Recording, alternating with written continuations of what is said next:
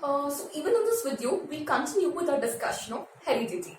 Now, in the previous video, we have seen that there are 7 contrasting characters for a garden pea plant. So what are the contrasting characters? Let us see. But before we could see the contrasting characters, I've written something over here. Dominant trait and recessive trait. So what are these dominant traits or characteristics and recessive characteristics? So let's first try to understand these two, and it is only then that we will be able to understand this table. So what are dominant traits? Those traits which can be expressed even in the absence or presence of recessive traits are called dominant traits. Not very efficient or understandable, right? But this is the definition that you have to learn. So those traits which are more capable, which are more powerful or strong than the recessive traits, that they are able to express themselves. Say for example, you have a plant which is tall. So I can say that the dominant trait is tallness for that particular plant. It is only because it is dominant that it is able to express itself.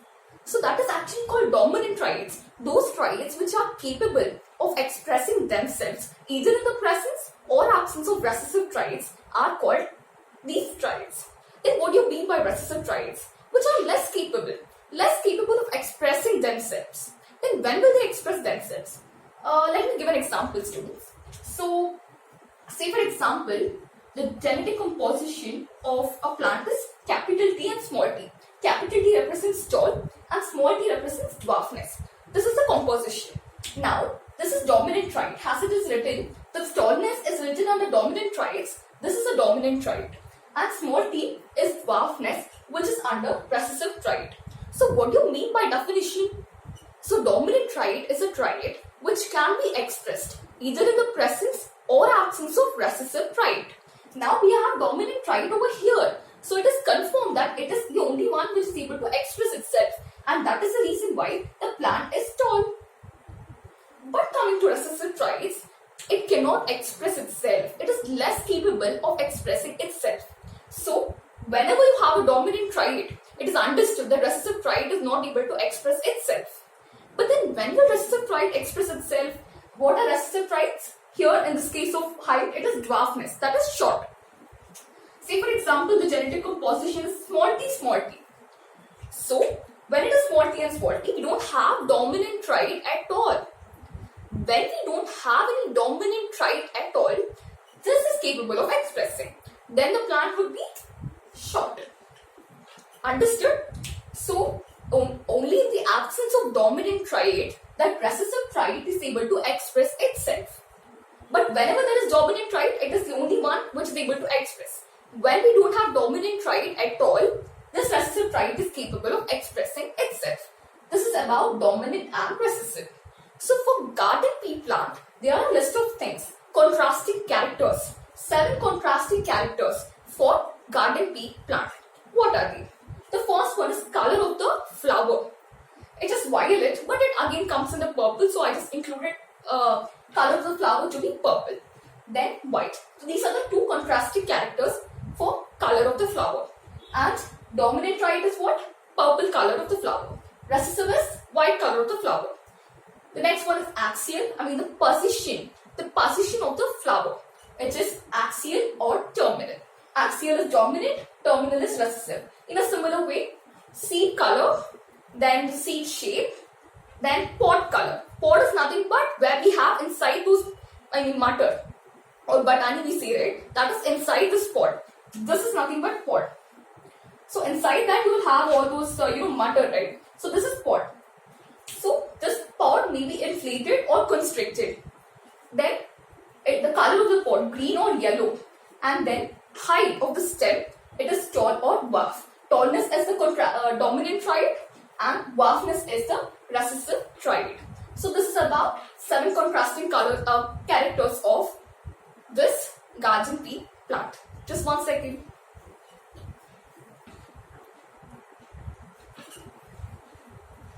Now, there are some important terms that we have to understand or know or be familiar with before we could look at the experiments that Mendel has performed. So what are those terms? The first term is allele. Allele actually. Allele. So what is this allele?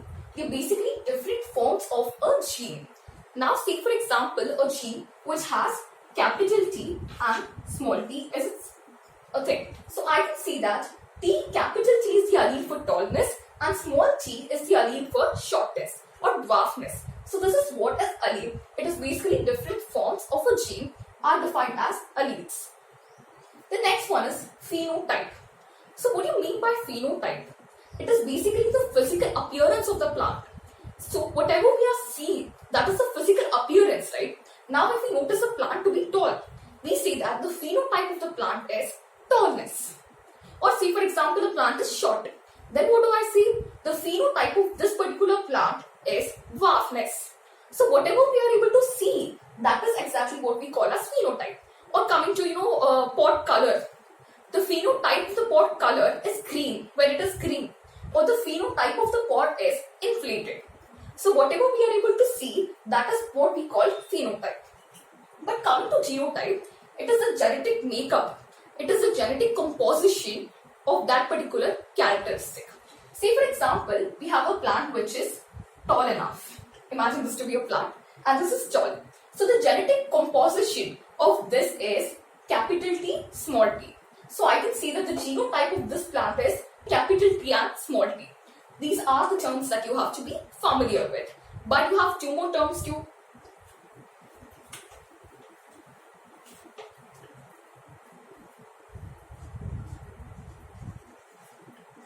Homozygous, heterozygous. What do you mean by these terms homozygous and heterozygous? What do you mean by homo? Same. So when the alleles of one particular gene are the same, we call that as homozygous. Let me take an example again. Say for example it is both capital T and capital T, which is a genetic makeup or genotype of one particular plant. So I can see that it is a homozygous tall plant. I mean, its genetic composition is homozygous tall. Homozygous why? Because we have same kind of alleles. Same alleles, that is tallness and tallness. Both the alleles are for tallness itself. And what is the dominant gene over here? I mean, what is the dominant thing over here? Capital T, that is tallness. So I can write it as homozygous tall. And let me take another example. Small t, both are small t's. Dwarfness. So I can see that because it is same, I can use the word homozygous short. Here it is homozygous tall, but here it is homozygous short. This is something about homozygous. Now what do you mean by heterozygous? Hetero means different. So when the genetic makeup or the genetic composition is different, the alleles are different, like small t and capital T. Okay, for here, small t and capital T is a genetic composition and both the alleles are different. So we can consider that as heterozygous tall because the dominant gene over here is capital T, tallness. So heterozygous tall. And this is about homozygous and heterozygous. Do remember these terms because these terms are often used in the experiments that Mendel has done. Just one second.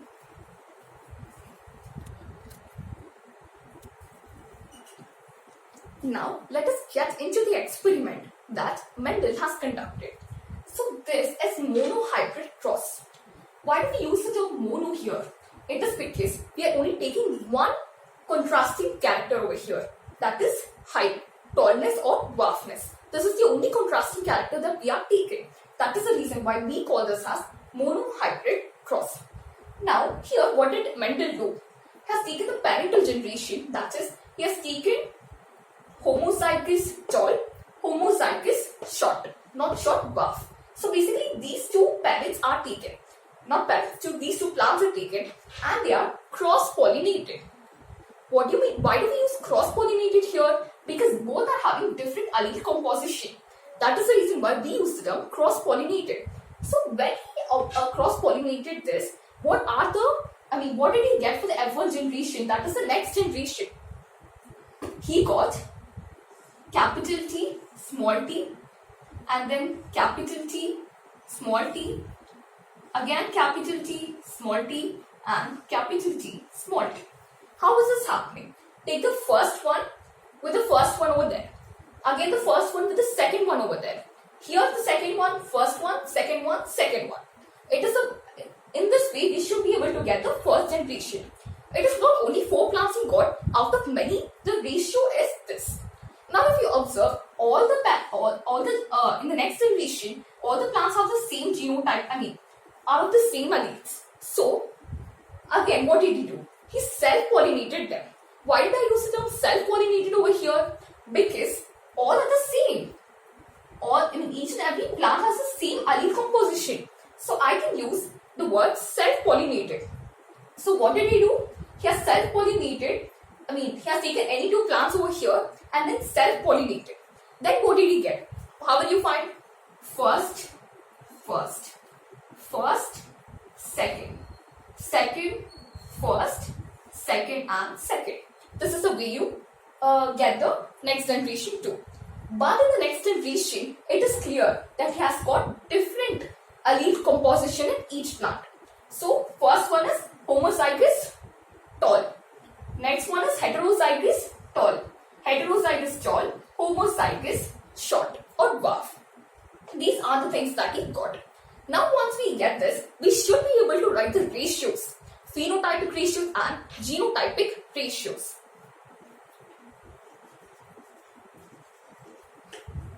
Phenotype ratio. It is tall is to dwarf. For the second final generation, that is tall. How many did he get for tall? This is tall, and this is also tall. 3 is to dwarf, only 1. So the ratio, the phenotypic ratio of this particular monohybrid cross is 3 is to 1. And similarly, the genotype, that is capital T is to capital T small t is to small t small t. So once you get it, understand how many you have capital T and capital T. It is 1 is to 2 is to 1. This is these are the phenotypic ratios and genotypic ratios. But don't forget that once you write the ratio, it is not directly that you write the ratio. Before that, you should mention what is 3, what is 1. 3 is tall and 1 is dwarf. So those things are to be mentioned. This is about monohybrid cross. 1 second. Now these are the things that I thought of discussing in today's class. If you guys are anyway connected, please don't forget to subscribe and like my channel. Thank you.